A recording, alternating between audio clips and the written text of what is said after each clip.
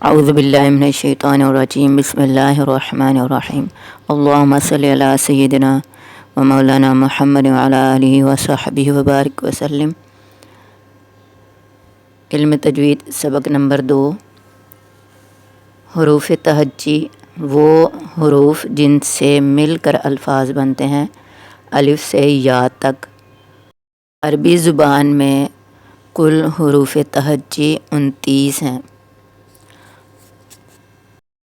ہم اردو بولتے ہوئے یا پنجابی بولتے ہوئے یا اپنی علاقائی زبان یا مادری زبان بولتے ہوئے یہ دھیان نہیں کرتے کہ جو حروف ہیں وہ کہاں سے ادا ہو رہے ہیں، جبکہ اس بات کا دھیان لازمی رکھنا ہوتا ہے قرآن مجید کو پڑھتے ہوئے۔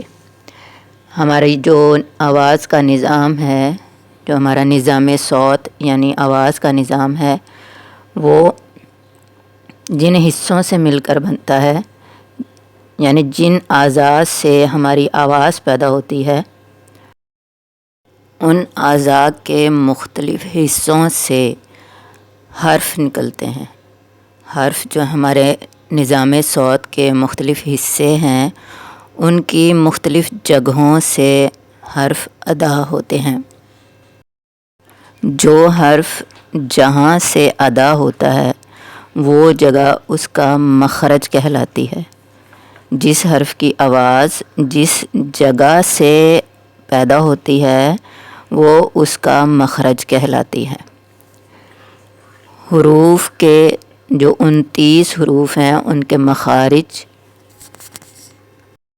17 ہیں۔ کل حروف کے کل مخارج 17 مخارج ہیں۔ اب یہ مخارج جہاں سے ادا ہوتے ہیں، وہ جگہیں جن سے آواز پیدا ہوتی ہے، وہ جگہیں 5 ہیں۔ یعنی جن حصوں سے آواز پیدا ہوتی ہے وہ حصے ہمارے 5 ہیں، اور ان 5 حصوں کو اصول مخارج کہتے ہیں۔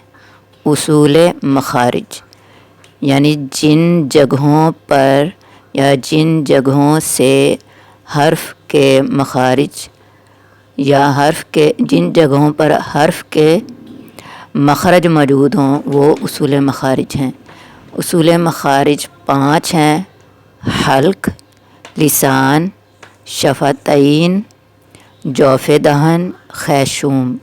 حلق ہم اردو میں بھی پتہ کہ حلق ہمارا کون سا ہوتا ہے، جس کو ہم حلق کہتے ہیں، اور لسان زبان کو کہتے ہیں، شفتین دونوں ہونٹوں کو کہتے ہیں، جوف دہن جو ہمارے منہ کا خلا ہے، حلق اور منہ کا جو خلا ہے، اگر ہم منہ کھولیں تو جو ہوا کا گزرگاہ بنے گی، وہ راستہ خالی جو جگہ ہے وہ جوف دہن کہلاتا ہے۔ خیشوم ناک کا اندرونی حصہ خیشوم کہلاتا ہے۔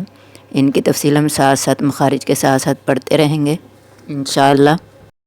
آج کا سبق یہیں تک۔ السلام علیکم ورحمۃ اللہ وبرکاتہ۔